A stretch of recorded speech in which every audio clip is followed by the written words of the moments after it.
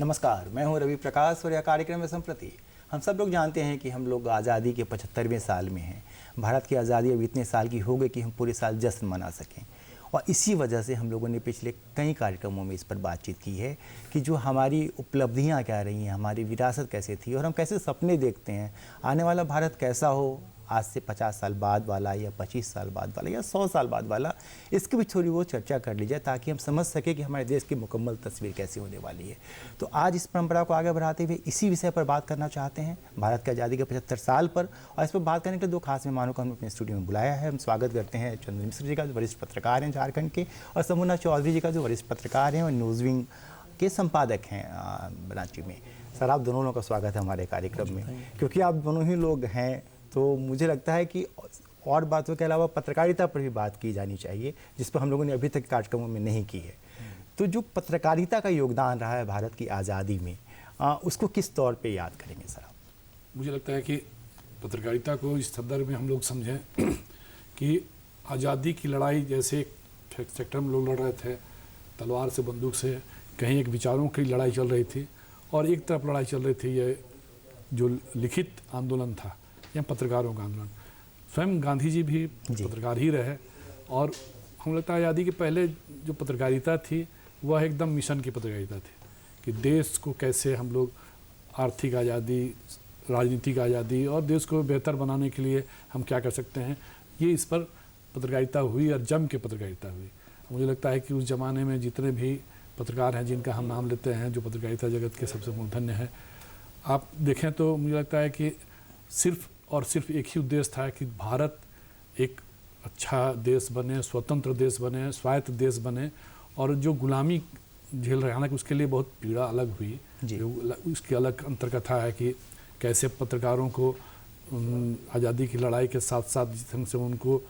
दंडित किया जाता था उसी ढंग से पत्रकार भी दंडित हुए। कई बार ज़्यादा क्रांति करने के कारण कई लोगों को थोड़ा अंतर्ध्यान होना पड़ा, अंडरग्राउंड होना पड़ा। लेकिन फिर भी माने एक कह सकते हैं कि पत्रकारिता का जो उद्देश्य था, कोई बाजारवाद नहीं था उस समय, तो विशुद्ध रूप से देश के लिए, इस माटी के लिए, देश के नागरिकों के लिए पत्रकारिता होती थी। और उस पत्रकारिता में लोगों ने उसको जिया बढ़िया से। और मुझे लगता है कि अब हम एक असंख्य नाम है, नाम तो एक से एक मूर्धन्य पत्रकार रहे हैं, लेकिन अगर हम पूरे पत्रकारिता के संदर्भ में चर्चा करें तो उसका सिर्फ और सिर्फ एक ही उद्देश्य था कि देश एक आज़ाद स्वरूप में हम पा सकें। देश के नागरिक जो पीड़ा झेल रहे हैं, एक तरह से दास्ता का वो पीड़ा खत्म हो जाए। तो दास्ता की पीड़ा खत्म हो जाती है तो हम कहते हैं कि देश आज़ाद हो जाता है। तो पत्रकारों को उसी ढंग से भी सोचना करना पड़ता है। आज हम कुछ और पत्रकारिता के बारे में देखते सोचते हैं आने वाले 10 साल, 20 साल, 25 साल में, लेकिन उस समय तो सिर्फ एक ही उद्देश्य था और इसका बहुत बड़ा योगदान रहा। किसी भी आप देखिए संघर्ष में, किसी भी एक तरह से सामाजिक हो या राजनीतिक और वैचारिक संघर्ष में, ये जो विंग है पत्रकारिता की, इसकी एक अलग भूमिका ही रही है और इसमें बहुत बड़ा योगदान रहा, बड़ी भूमिका रही है मेरे विचार से। सर, ये जो जब भारत आज़ाद हो गया और आज़ादी के बाद से अब जो 74 साल पूरे हो गए, 75वें साल में हम लोग हैं, जो भारत के नवनिर्माण के ये जो साल रहे हैं 75 साल, इसमें पत्रकारों ने किस तरीके से अपनी भूमिका अदा की या क्या और करना चाहिए जिससे कि आने वाला समय ठीक हो? जी, थोड़ा सा अतीत में पहले जाता हूँ। जैसे जब भी हम पत्रकारिता की बात करते हैं और आज़ादी का संदर्भ उससे जुड़ा हुआ होता है, तो जो सबसे पहला नाम मेरे जहन में आता है ख़ासतौर पे वो है गणेश शंकर विद्यार्थी जी का। प्रताप का बाकी तमाम अखबार भी थे, आचार्य महावीर प्रसाद द्विवेदी, भगत सिंह भी इनके दफ्तर में आकर, प्रताप के दफ्तर में आकर, बल्कि जब घर वालों ने उनकी शादी तय कर दी तब वो उन्होंने कानपुर में दूसरे नाम से शरण ली और गणेश शंकर विद्यार्थी की शागिर्दी में उन्होंने पत्रकारिता की। तो गणेश शंकर विद्यार्थी ने जो नींव रखी जिस पत्रकारिता की, और जैसा कि चंदन भैया ने कहा, चंदन जी ने कहा कि उस दौर की पत्रकारिता जो मिशन थी, और आज़ाद होने के बाद पत्रकारिता पे जो एक दायित्व था नवनिर्माण का, जैसा कि आपने जिक्र किया कि देश का नवनिर्माण कैसे हो और उसमें पत्रकारों की क्या भूमिका हो, पत्रकारिता की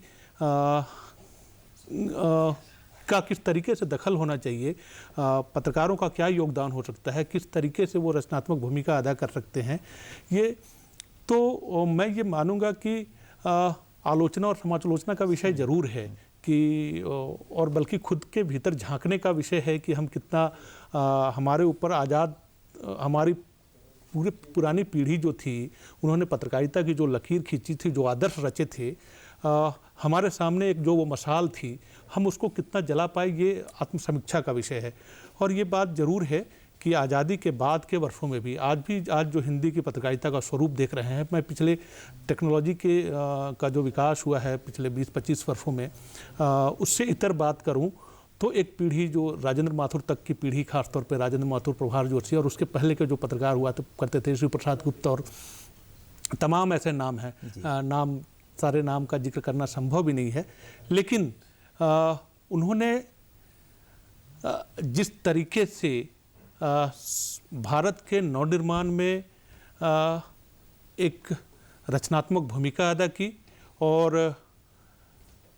लोगों को जागरूक किया उनके अधिकारों के प्रति। मैं मानता हूं कि इस पीढ़ी का ये जो नए दौर की पत्रकारिता थी, आज़ादी के बाद की जो पत्रकारिता थी, उसका जो सबसे बड़ा योगदान वो ये है कि लोगों को, भारत के लोगों में एक लोकतांत्रिक चेतना जगाने का काम इस पीढ़ी के पत्रकारों ने किया। और आज का जो दौर है, पिछले 20 सालों की बात जब हम कर लें, जो हम लोगों की पत्रकारिता का कालखंड गुजरा है, निश्चित तौर पे प्रोफेशनलिज्म की छाप है और तो हाँ, और एक बाकी सारी चीज़ें हैं, लेकिन इसके बावजूद तमाम आलोचनाओं के बावजूद पत्रकारों की भूमिका को नज़रअंदाज नहीं किया जा सकता है। अच्छा सर, ये जैसे हम लोग झारखंड में रहते हैं और झारखंड में तो आदिवासियों ने काफ़ी लड़ाइयाँ लड़ी हैं जब गुलाम था भारत, तो और कई बार चीज़ें वो आई भी नहीं थी आपकी किताबों में, रेखांकित ही नहीं कर पाया कोई। तो जो यहाँ के आदिवासी विद्रोही थे जिन लोगों ने 1857 से बहुत पहले से लड़ाइयाँ लड़ी हैं, उन लोगों को किस रूप में आप याद करना चाहते हैं? देखिए रवि जी, मुझे लगता है कि अभी भी हमारे समाज में, झारखंड के कई इलाकों में, जिसको अनसंग हीरो कहते हैं, आज भी कई इलाकों में ऐसे कई आंदोलनकारी हर इलाके में, चाहे आप संताल के इलाके में चले जाएं, आप पलामू के इलाके में चले जाएं, कोल्हान के इलाके में जाएं, तो ऐसे कई हैं, जिन कुछ नाम तो ऐसे हैं जिनको पूरा विश्व देश जानता है ना, उनके लिए तो बात ही नहीं है क्योंकि वो इतिहास में भी दर्ज हैं। लेकिन कई ऐसे नाम हैं जिसकी चर्चा अभी प्रारंभ हुई है। मुझे लगता है कि हम सबों का दायित्व है पत्रकारिता में कि आज कोल्हान में भी कई ऐसे आंदोलनकारी हैं। पलामू की चर्चा मैं इसलिए कर रहा था कि पलामू में भी आज मैं कहीं पर बातचीत हो रही थी, चर्चा में सुन रहा था कि पलामू कम से कम 1.5 से 2 दर्जन ऐसे आंदोलनकारी थे जिनके बारे में कहीं कोई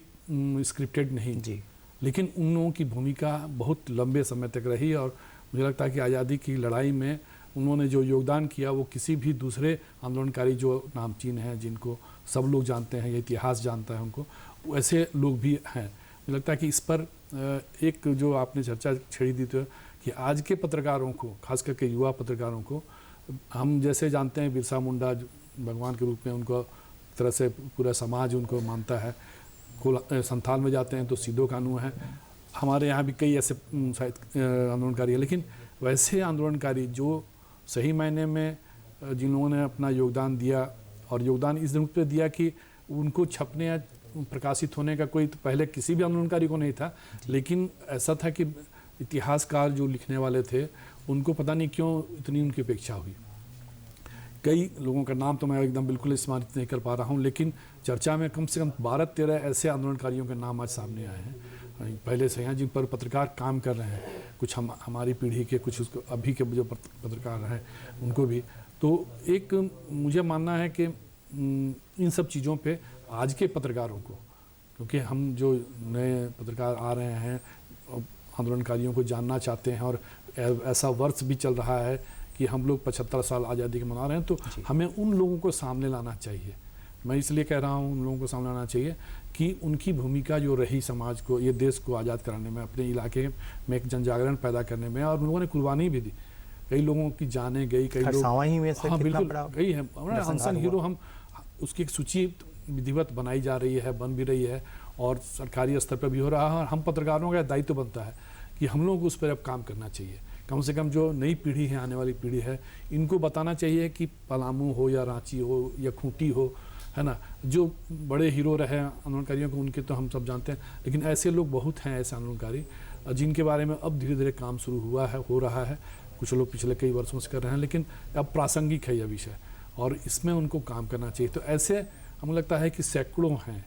है ना, जिनको हम सामने ला सकते हैं, उनके इतिहास के बारे में लोगों को बता सकते हैं। और ख़ास करके जो इतिहास लिखने वाले हैं या इतिहास के बारे में चर्चा करते हैं, और पत्रकारों को तो बिल्कुल सीरीज़ के तौर पे जी। हम अगर अखबार से जुड़े हैं, हम किसी ऐसी श्रृंखला में काम कर रहे हैं, आजकल तो डिजिटल मीडिया का युग है, तो हम हर दिन एक स्टोरी इस पे ऐसे अनसंग हीरो के बारे में डाल सकते हैं। इस पे काम करना चाहिए। मैं यह इस मंच से आपके माध्यम से मैं सभी पत्रकार साथियों को अपील कर दूँगा। शंभू जी खुद भी शोधी पत्रकार हैं और काफ़ी कुछ लिखते पढ़ते रहे हैं, हम लोगों की भी भूमिका है, दायित्व है अभी। तो ऐसे जो अनसंग हीरो हैं झारखंड के, उनको इसी वर्ष या ये जो कालखंड चल रहा है हमारा, जो हम वर्ष मना रहे हैं 75वां आज़ादी के, तो ऐसे आंदोलनकारियों को सामने लाएं और ला के अपनी पीढ़ी को, नहीं आने वाली पीढ़ी को बताएं कि साहब देखो ये भी आंदोलनकारी हैं, जिनके वंशज आज भी हैं, उनके वंशज हैं, उनको गौरव कम से कम महसूस हो। हम लोग जिस मोहल्ले से वो आते होंगे, मुझे जाहिर है कि वहाँ की युवाओं को अगर पता चलेगा कि साहब ये हमारे ही मोहल्ले के थे, तो उनको भी गौरव की अनुभूति होगी। बाकी लोग जो समाज है उस इलाके के लोगों को ये कहीं ना कहीं एक गौरव की अनुभूति होती है कि साहब चलो हमारे यहाँ का ये हीरो है जिन्होंने ये योगदान दिया। तो जो लोग नहीं इस तरह के अब तक सामने लाए जा सके हैं, उन पे काम करने की आवश्यकता है। तो ये हम लोग कभी भी जैसा भी हो, हम लोग इसको सूचीबद्ध करके या जो काम कर रहे हैं उनको मदद करके, या हम अपनी जो हमारा माध्यम है मीडिया का, चाहे प्रिंट मीडिया हो चाहे हम डिजिटल मीडिया हो, हम उन हीरो को सामने लाएं। एक बड़ी भूमिका होगी अभी के प्रसंग में। ये असली अमृत महोत्सव होगा, क्यों मुझे बताइए। नहीं, आप जैसे जब आज़ादी का प्रसंग छिड़ता है और जैसा कि चंदन जी ने कहा, तो मुझे लगता है कि खास तौर पे झारखंड में, बल्कि जनजातीय बहुल इलाकों में आज़ादी की जो लड़ाई लड़ी गई, उसके दस्तावेजीकरण में इतिहासकारों ने न्याय नहीं किया। न्याय करने का मतलब चाहे जो भी इसके पीछे वजह जो भी रही होंगी। देखिए आप 1857 हम भारत के स्वतंत्रता संग्राम का पहला स्वतंत्रता संग्राम मानते हैं उसको, लेकिन उससे पहले 1832 में यही रांची के पास बुधू भगत, वो ऐसा क्रांतिकारी जिसके भय से और जिसके बारे में तमाम किंवदंतियाँ जो हैं वो अंग्रेज अफसरों में कि ये अंग्रेज अफसर ये कहते थे कि कब वो कहाँ दिखेंगे ये कहना बड़ा मुश्किल है। जब खबर मिलती थी कि सिलागाई में है, तब तक वो किसी दूसरे गांव में, चोरिया किसी गांव में पहुंचे हुए होते थे। और जब उनको पकड़ा गया, 4 कंपनियां लगाई गई, जब उनको पकड़ा गया और जब उनका कटा हुआ सिर अंग्रेज के सामने जो है, मैं नाम याद नहीं कर पा रहा कर्नल का, उनके सामने जब पेश किया गया, तब उनकी दहशत जो है कम हुई। खड़िया, तेलंगा खड़िया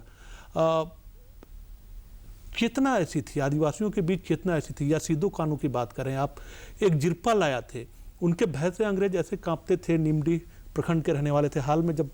हम लोग एक अंक निकाल रहे थे उसके लिए जब शोध कर रहे थे, तो ऐसे ऐसे लोगों का नाम पता चला। गंगा नारायण सिंह,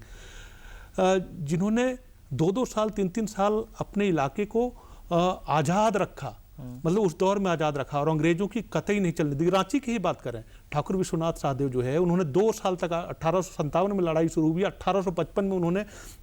अपना जो नागपुर का ये इलाका है उसको उन्होंने आज़ाद घोषित कर दिया था। और अंग्रेजों की हिम्मत नहीं हुई 2 साल तक। आप सोचिए कि पूरे इलाके में अंग्रेजों से उतने तोपखानों से जो है, तोप के मुकाबिल जो है इनके पास तीर और कैसे हथियार थे हम सभी जानते हैं। तो इनसे मुकाबिल रही और इन्होंने उनके छक्के छुड़ा दिए, उनकी चूल्हे हिला दी। तो आज़ादी के आंदोलन का जो दस्तावेजीकरण है हम 1857 से मानते हैं, उससे पहले तिलका मांझी में क्यों नहीं झांकते हैं, उसके पहले बुधू भगत जैसे लोग क्यों नहीं नजर आते हैं। और ये सच बात है कि हम लोगों को, हम पत्रकारों का दायित्व है कि उनकी कहानियाँ जो हैं वो प्रकाश में लाई जाएं और ऐसे नायक जो गुमनाम रह गए, वक्त की दराज में कहीं खो गए हैं, उनके नायकत्व को फिर से एक बार उभारने की ज़रूरत है। ये अमृत महोत्सव की सार्थकता इसी में होगी। अच्छा सर, जैसे क्योंकि भारत जब आज़ाद हुआ तो काफ़ी लंबी गुलामी थी, तो जाहिर है कि जब आप गुलाम रहते हैं तो सारी चीज़ें रुक जाती हैं, विकास के सारे मामले। तो एक बड़ी चुनौती थी जो पहली सरकार बनी उसके पास कि भारत को बनाया जाए, औद्योगिकरण हो, स्कूल्स खुलें, कॉलेज खुलें और तब हर क्षेत्र में काम किया जाए।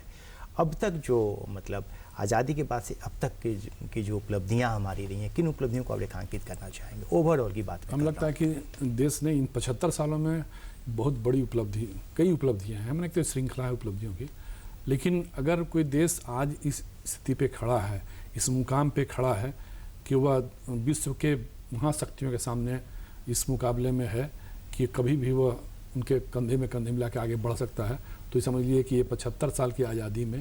पुराने जितने देश हैं 150-200 सालों से आज़ाद है ना, जिनके हम गुलाम भी रहे हैं, उनकी भी स्थिति देख लीजिए तो कहीं ना कहीं उनके सामने भारत आज तन कर खड़ा है। तो ये हमारे इस मिट्टी का समझिए महत्व है, यहाँ के चिंतकों का, यहाँ के जो नीति नियंता थे उनका महत्व है, और यहाँ के देश के नागरिकों का। आज विश्व के कई देशों में, अमेरिका में हो है ना, ब्रिटेन में हो, फ्रांस में हो, हमें लगता है कि भारत के कई वैज्ञानिक यहाँ से जाके वहाँ काम कर रहे हैं, उनकी ताकत बने बैठे हैं जी। तो इसलिए हम हर सेक्टर में, आज शिक्षा का हो ठीक है, अगर हम ओवरऑल देखते हैं तो उस ज़माने में जब आज़ाद हमारा देश हुआ था उस समय हमारे पास अधिक साधन संपदा नहीं थी, धीरे धीरे सब कुछ हम लोगों ने संयोजा, लेकिन करते कराते आज हम इस स्थिति पे हैं कि आज हम अंतरिक्ष में भी कदम रखने की स्थिति में खड़े हुए हैं। क्योंकि 75 साल बहुत बड़ी आयु नहीं होती है ना, आजकल है ना 60-65 साल तो आदमी मान के चलता है कि चलो ठीक है एक काम करने वाला, लेकिन 75 साल की आयु के तक आते आते भारत कई उपलब्धियों को मंडा रहा है। आज हम सिंचाई, कृषि के क्षेत्र में हम स्वावलंबी तो हो चुके हैं है ना, अगर हम शिक्षा के क्षेत्र में देखें तो हमने शिक्षा की कई ऊंचाइयों को छुआ है, ठीक है। आज हम परमाणु शक्ति भी बने बैठे हैं, ऐसा नहीं है कि आज हम विश्व का कोई देश हमें आँख दिखा के, बगल का पड़ोसी भी अब थोड़ा डरता ही है डर, लेकिन मेरा कहना यह है कि अभी हमें जितनी ताकत और संजोनी चाहिए है ना हर सेक्टर पे, चाहे वो हमारा शिक्षा का क्षेत्र में और हम ज़्यादा समृद्ध हों, क्योंकि कभी कभी जब होता है समग्र रूप से देखा जाता है कि हम कुछ विदेशों पर डिपेंडेंसी हमारी बढ़ जाती है। चिकित्सा के क्षेत्र में काम हो रहे हैं, हमने भी बहुत किया है, और आज तो कई इलाके ऐसे हैं हमारे देश के जहाँ पे शिक्षा के लिए, चिकित्सा के लिए माना जाता है कि वो स्वर्ग के भी चले वहाँ जाए आदमी स्वस्थ होकर चला आता है, लेकिन यह चीज़ हर प्रांत में व्यवस्था हो, देश का हर प्रांत समृद्ध हो। आज हम कृषि में अगर स्वावलंबी हैं, आज हम शिक्षा के क्षेत्र में हैं, तो चिकित्सा के क्षेत्र में भी हमको स्वावलंबी होना पड़ेगा। कोविड के समय में हमें लगा थोड़ा हम कमजोर पड़े, लेकिन उसके बावजूद औद्योगिक क्षेत्र हमारा ऐसा ही विकसित रहा है। हम साधन जो हमारा अंतरिक्ष की हमने चर्चा कर ही ली है, परमाणु शक्ति के बारे में हमने चर्चा की है, उसके अलावा अर्थव्यवस्था के बारे में भी, जो हम अर्थव्यवस्था में कभी कभार मुझे लगता था कि हम लोग बहुत कमज़ोर पड़े हैं, लेकिन धीरे धीरे स्थिति बदली है और भारत एक कम से कम इस आर्थिक स्थिति पर इतना मजबूती के साथ खड़ा हो सकता है आने वाले दिनों में कि हम जो छोटे मोटे देश हैं उनके बाद छोड़ दीजिए, जो बड़े देश हैं, महादेश हैं, उनके साथ भी हम कंधे से कंधा मिला के खड़ा हो जाएंगे। अब प्रश्न ये है कि हम इस 75 साल में जितना हमें हासिल करना था एक समृद्ध राष्ट्र बनाने के लिए हमने हासिल किया, लेकिन अभी हमारी दूरी, मैं कहता ना, यात्रा पूरी नहीं हुई है। अब यहाँ से यात्रा, एक नई यात्रा शुरू होगी। यह ऐसी यात्रा होगी जो अगले आने वाले 25 वर्षों में भारत एक शक्तिशाली और सच में कहते हैं गौरवशाली राष्ट्र बनेगा, और ऐसा राष्ट्र बनेगा जो बुनियाद रखी जा रही है, जो बुनियाद आगे बढ़ रही है। तो यह मुझे लगता है कि देश महाशक्तियों के बीच में एक अपना स्थान, वजूद कायम करेगा, और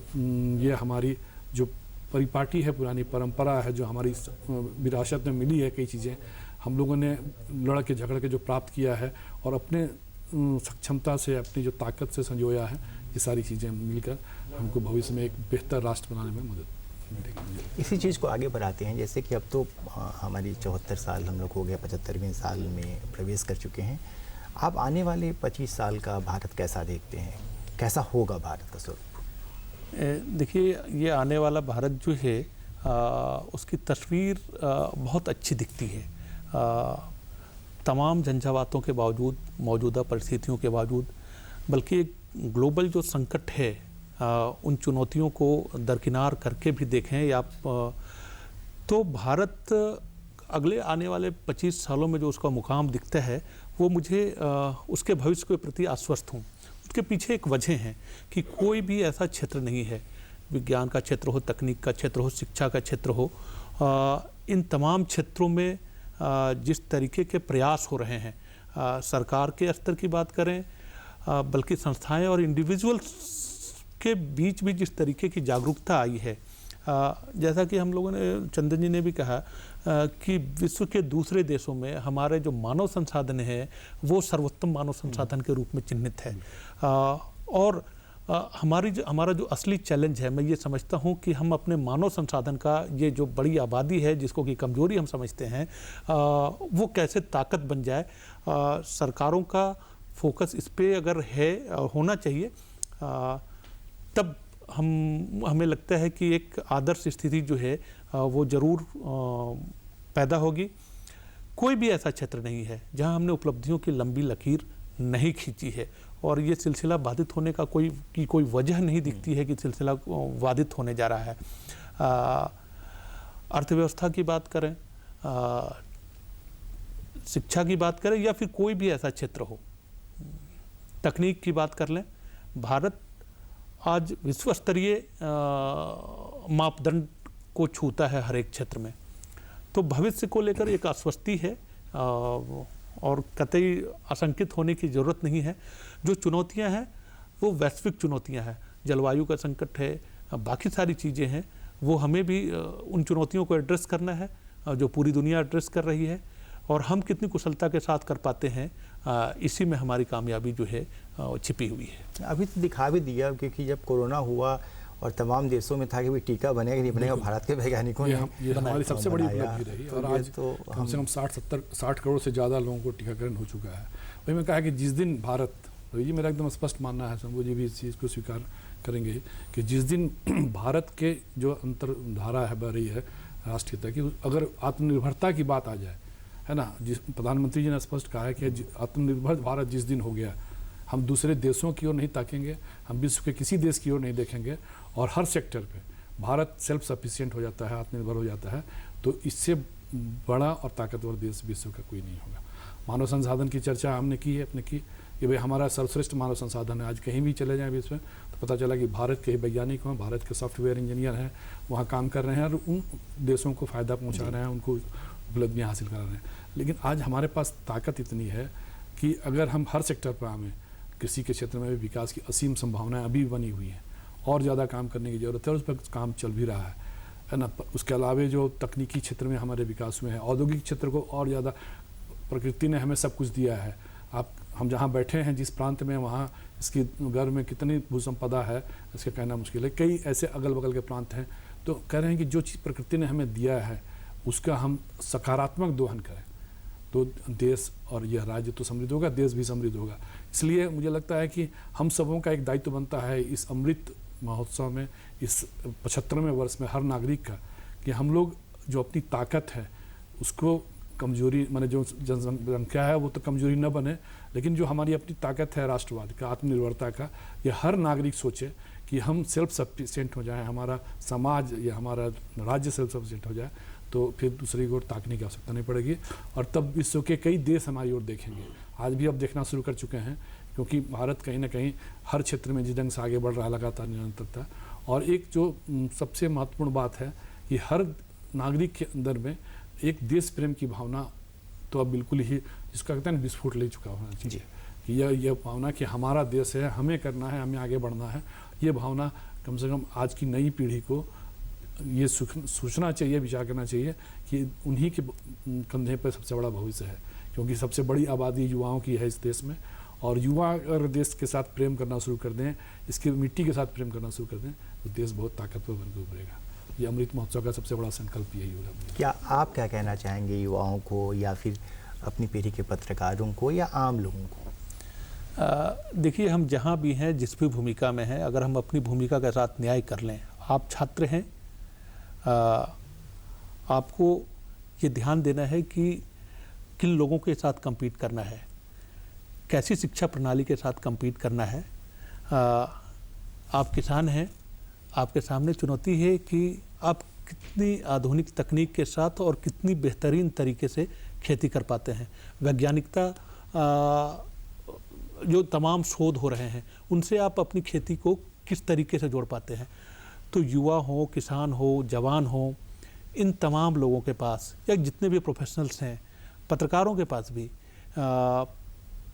पूरी दुनिया से रूबरू, आज की तारीख में तो ऐसा नहीं है कि पत्रकार जो है वो भारत के ही पत्रकार की भूमिका है। आप जहाँ पे बैठे हैं वहाँ से पूरी दुनिया से एक साथ जुड़ते हैं। तकनीक ने इतनी फासले इतने कम कर दिए हैं। तो मुझे लगता है कि जो सबसे बड़ी बात है और एक लाइन की बात है वो ये कि हम जहाँ जिस भूमिका में हैं, जो रचा गया है हमारे लिए, हम उसके साथ न्याय करें, पूरी कर्मठता के साथ, पूरे लगन के साथ, पूरी निष्ठा के साथ। अगर हम अपने दायित्व को अंजाम दें तो कोई वजह नहीं है कि ये जो हम अमृत महोत्सव आज मना रहे हैं, और जब आज से 25 साल बाद आज़ादी का के 100 वर्ष, जब शतकीय वर्ष हम लोग में प्रवेश करेंगे, तब भारत एक नए मुकाम पे होगा। और ये किसी एक की उपलब्धि नहीं होगी, ये तमाम छोटी छोटी उपलब्धियां मिलकर भारत का एक ऐसा चेहरा बनेगा विश्व के सामने में जिस पे हम गौरवान्वित होंगे, और आगे आने वाली पीढ़ियों के लिए एक सबक होगा कि हमारे पहले की पीढ़ी ने किस तरीके से अपने कर्तव्यों के प्रति न्याय किया। चलिए, आप ठीक ही कह रहे हैं कि जब बुनियाद मजबूत हो, आपकी नींव अगर मजबूत है तो आप अच्छी इमारत बना सकते हैं उस नींव की बदौलत। तो भारत के साथ एक ख़ास बात है कि हमारी विरासत काफ़ी मजबूत है। ऐसी विरासत, इसमें हम गर्व कर सकते हैं, गर्व करते हैं। और हमारे पास वो जुनून है भारत के लोगों में, जिस जुनून की वजह से बहुत सारी बाधाओं को हम पार कर जाते हैं। आप सभी लोगों को आज़ादी के अमृत महोत्सव की बधाई फिर से, और आप दोनों का बहुत बहुत धन्यवाद। आपने अपना कीमती वक्त निकाला हमारे स्टूडियो में और हमसे बातें की। मुझे अब इस कार्यक्रम को रोकने की इजाज़त दीजिए। अगले सप्ताह इसी दिन से आपसे फिर मुलाकात होगी। नमस्कार।